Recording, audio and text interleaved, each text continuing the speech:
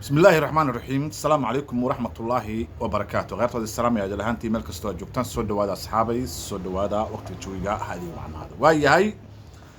مدعوينها جمهورية فدرالك الصومالية حسن الشيخ محمود هذا الكسو يري أيام وحبرها بالشدة قبصة سعدي ودن بي أيو برها بالشدة كاسي قبصة runtii waa hadalkii ku saabsanaa Ethiopia iyo badda runtii mowqifka Xasan Sheikh waa uu cadeeyay oo in badan dadku way la socdaan sida uu hadlay sida Xasan Sheikh sheegay wuxuu yiri Ethiopia bad yani iskuma diidanin oo bad iskuma haysano laakiin se waxaan isku haysano waxay ahayd sidee badda ku soo gaari kartaa waa hadal nin weyn horta waana hadal siyaasadeedsan marka dadkii marka Soomaaliyeed laba ay u kala jabeen dad waxay leeyihiin Xasan waa qiyaanoole oo waa beenaale dadna waxay leeyihiin Xasan dawladnimada iyo wuxuu qiimeeyay sharafta dalka Soomaaliya iyo wanaaga ka dhaxayn karo laba dal oo daris ah waxa weeye marka labada qaybood marka waxay u kala jabeen qayb ka hor timid hadalkan cusub ee Xasan Sheikh iyo qayb taageertay oo ku ayida Xasan Sheikh hadalkan oo hadda la yimid haddaba waxa weeye marka horta dawladnimada la sheego sida banaan dawladnimada waxay ku jirtaa horta in dawladdu ay arrimaha dibadda iyo wadamada dariska ah ee yani heshiis ay la tahay runtii marka hadda hadalkan Xasan Sheikh ka soo yeeray iyo hadaladii hore oo yani Xasan oo sheegi jiray horta wax weyn ayaa u dhaxeeyo farqi weyn ayaa u dhaxeeyo meesha dadka hadda yani Xasan warkiisa diidan ama warkan oo la yimid dadka ka soo horjeestay waxay isku qiimeeyeen hadaladii Xasan ka soo yeerayay dhowr bilood ka hor iyo hadalkan cusub hadda ayay miisaan isla saareen ay yiraahdeen macquul maaha ninkii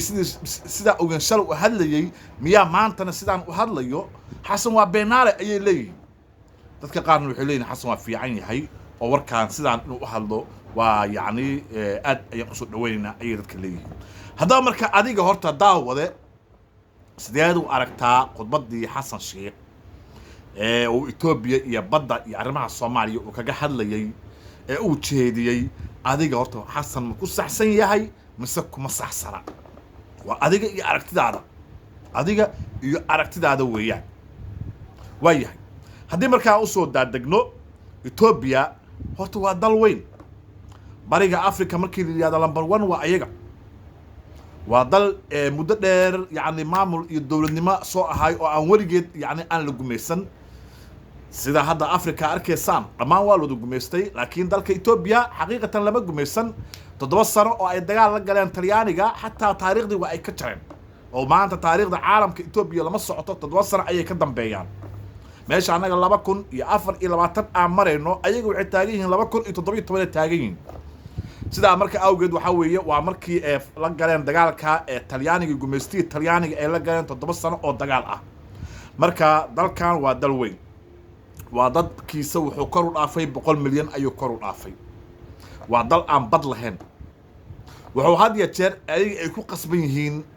in si diblomaasiyad ah ay ku raadiyaan bad sidii ay yani ay ku heli lahaayeen oo ay yani uga soo degi lahaayeen agabyada iyo waxa ay ganacsigooda iyo wixii u baahan yihiin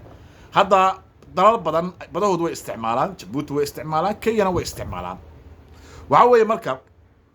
Soomaalidii marka dhagta ayaa intii wax loogu shubay baa waxa la yiri Ethiopia hal iska ilaaliyo wala Ethiopia waxa weeye waa dal aan darisnahay waa dal ay Soomaali badan ay ku nooshahay oo kiilka shanaad oo dhan aragteen Soomaali badan ayaa ku nool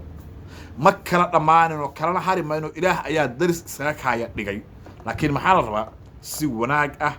iyo darisnimo yani fiican in lagu wada noolaado laakiin haddii la yiraahdo colaad ha laga shaqeeyo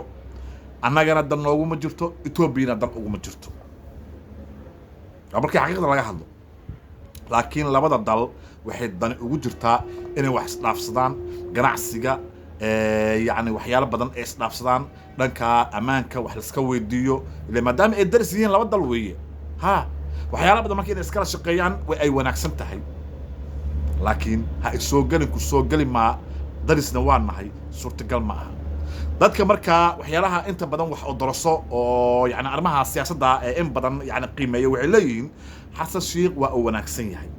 wuxuu ka shaqaynayaa badqabka Soomaaliya iyo Ethiopia labadan dal waa laba dal oo daris ah runtii waxay ku wanaagsan tahay inay rayn iyo nabad ya dhaxdooda ay taalo wax colaad inay dhaxdooda taalo oo yani siyaasad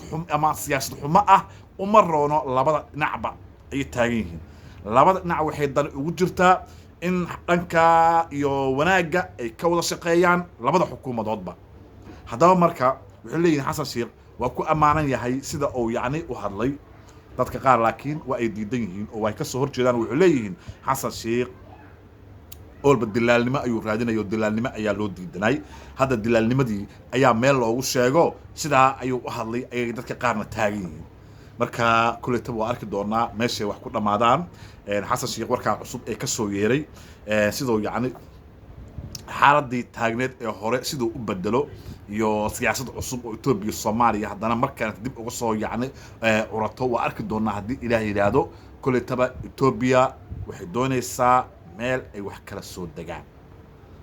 bad inay helaan waa ay ku qasban yihiin ayaga soo sheegeen hor u sheegeen ama xoog ama siyaasad laakiin xoog way dhamaatay waxay ogaadeen xoog in aan waxba lagu keeni karin laakiin si kaleento iyo farsamo kale iyo diblomaasiyad kaleento ayay wax ku raadinayaan Ethiopia maanta Ethiopia haddii marka la yiraahdo badan dekedaan wax kala soo daga cashuurtana laga qaato dib kuma jabna adduunka waa la isticmaalaa dalal badan oo aan dekada lahayn way jiraan oo dalal ay daris leeyihiin dekada isticmaalo dekadahoodaasna ay wax kala soo dagaan adduunka waa ka jirtaa meel walba ay ka jirtaa Soomaa oo waxa laga qaataa cashuur ayaa laga qaataa marka ayadana taa dib kuma jiro laakiin Soomaalida waxa weeye waxa la Ethiopia ayaa baddiina la siinayaa taa weeye Soomaali waxay ka carartay oo markii hore ay ka istaageen oo ay ka qayliyeen laakiin haddii la farsameeyo oo dhanka kaleeto wax loo dhigo oo lidaa war Ethiopia badda intee qaata raran mayso dalkeeda geysan mayse baddan way isticmaalaysaa waxbay kala soo dagaysaa waxbay ka dhoofsanaysaa ya cashuurtana way ogashahay xogaa Soomaalida way degi leedaan u meelaha diisas wax loogu sheegi lahay laakiin bad baa nilsiyay musabixiyo inkaaran oo waalan baa wuxuu la soo istaagay 20 kilomitir oo bad ah ayaan siinay dalka Ethiopia تاوي مركو وحي الصومالي كعدي أو أي كحناقدي مركو إن شاء الله وحلينا هاي صوماليا توبيو ولا بدل أو درس عن كلام مارمين كل بحد يتشارنا وحاول أحسن إن وناج ينبض كود النولادان غياري وهذا السلام يا ملك استوى جوكتان مقالك الشاري لايك أنت من السلام عليكم ورحمة الله وبركاته.